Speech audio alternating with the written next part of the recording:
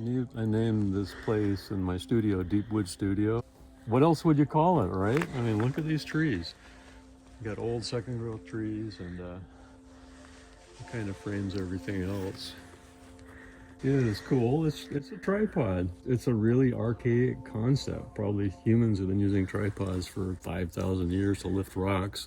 But they would use logs and they lash them together with hemp rope. This just happens to be aluminum. And what's super cool is you can break it down and two guys can carry it anywhere. So if you need to move an object that's in a weird location, you can carry it in and shift it. So it's pretty brilliant. It's a lot when I do installations. My crane is off the truck. I can lift 7,000 pounds here, or I can lift the crane off the truck, which is actually important so that the truck bed is empty when I go to haul stone off island. So I just back the truck in here and do it. Got some chairs. These are like Cascade granite from our Cascades.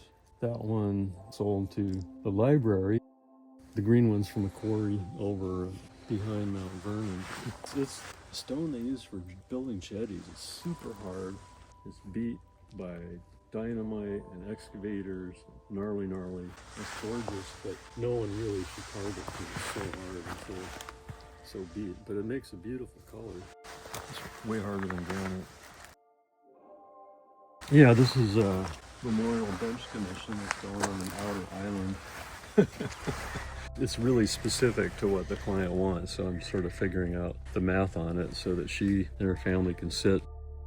Forest, and you're navigating, you're off trail, so you have to make these decisions and interpret things, and you feel a little lost, but then if you stand there long enough, the chaos becomes integrity, right? There's always integrity, and you come back to that, and that's kind of what this is kind of exploring, starting with chaos and then kind of finding patterns and a gesture that works and becomes integrated, unified, believable. It was really cool in the last 6 months. Fiona and I, my daughter, we walked around and tried to catch new images in the branch patterns and also the grass patterns. Like if you look down through that, you see all these lines and they're creating trapezoids and triangles within that. They're creating a geometry, but it's here in the forest.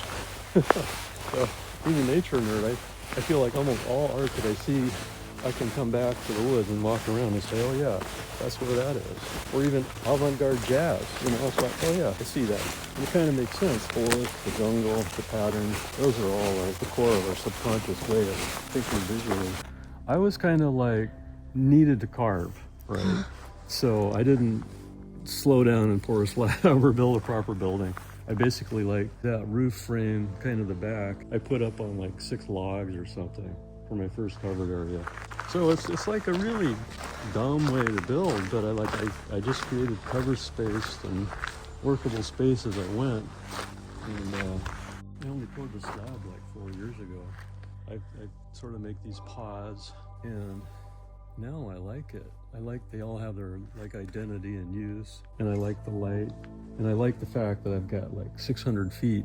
So my real studio is just working along the road with different types of spaces, and you can see the light. I mean, I always try to work in natural light and get to know the movement of the light through here.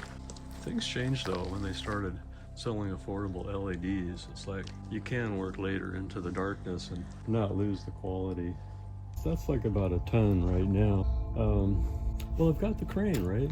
So the crane will do over 5,000 pounds. I can pick up a bigger stone, and this gantry is designed so that you can back under it with a big truck, and it rolls. So theoretically, the gantry can roll and access different large stones and rotate things efficiently with it, with strapping, with the multiple chain faults. So that piece is the perfect piece to have under there now, because I want to carve different sides and roll it. And I do want cover and good light, so it makes sense. Everything's got its space and there's room to work around them. Some of these are commissions, so they're going to go, they need attention and access to work on them. I got 3 truckloads from a quarry down by Mount Rainier, and each load was 50 to 60,000 pounds. Some of these are extra that I've just placed that I kind of like the lines on, so I just have to land them and study them. So on the big crane, and I have to have some clue where I'm going to drop it. That big egg there is 17,000 pounds, and I saw it in the quarry and I fell in love with it. and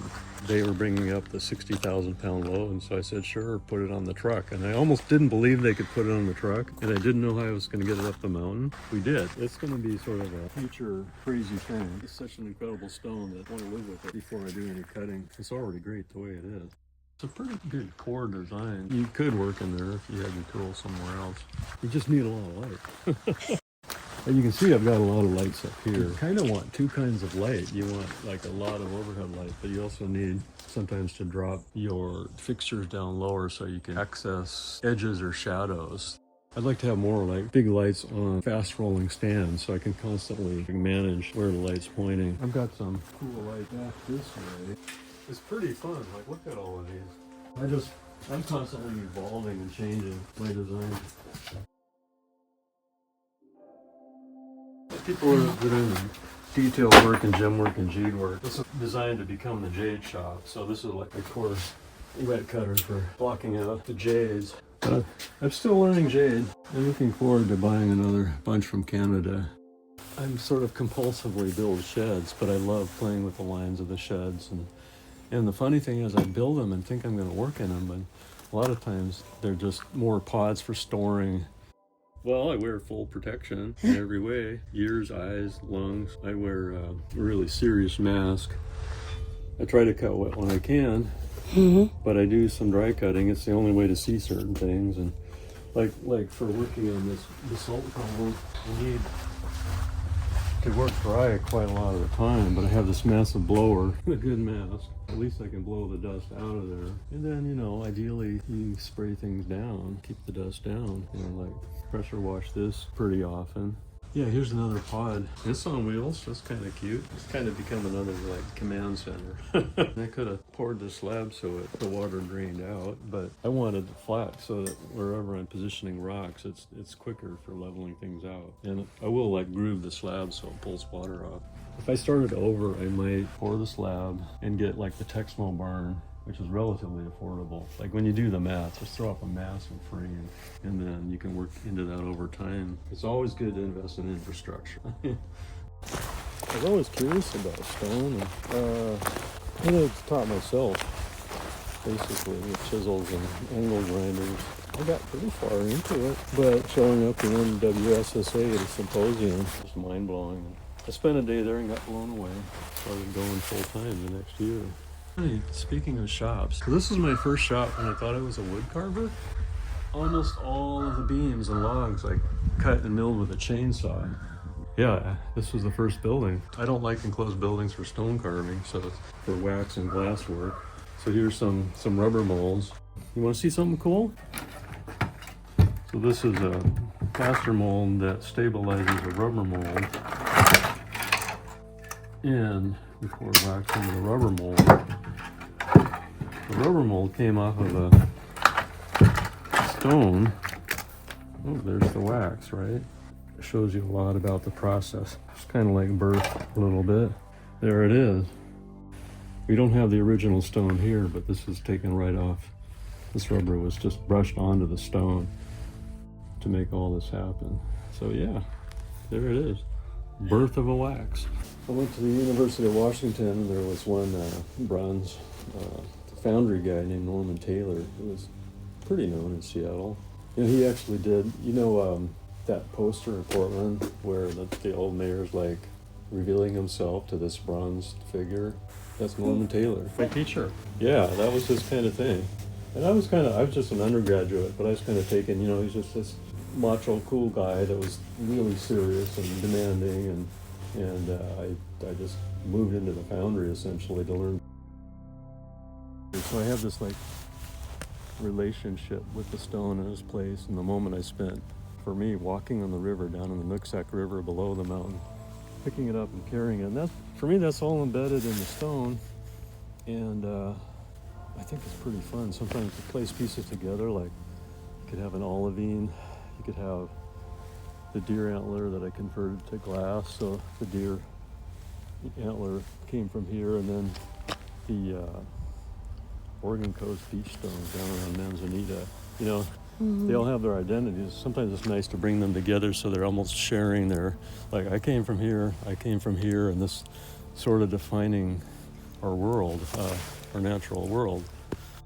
I wouldn't trade anything though, because this is incredible space. It's very private. It's also got land bank preservation trust around it on a few sides, so it's pretty well protected from.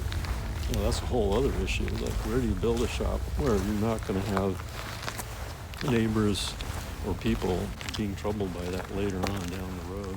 I don't know. I have a rhythm in terms of I have to be out here 7 days a week, and it depends on the time of year because I'm using the natural light. So I'll basically work right into the sunset, whatever time of year it is, if I can. But look at this, and the afternoon light is there, so this is kind of, a lot of times it's where I end the day. And if it's raining, I can hang here and draw a thing, and so it's pretty cool. I wouldn't mind doing a show working off 3 rivers. And there's, like, for me, 3 sacred rivers that are all long routes into the mountains, and carrying out stones from each one. And they're all long routes that indigenous people would have used. I have 3 or 4 sacred rivers that I like to walk on that I call sacred because I just know they were used before white people.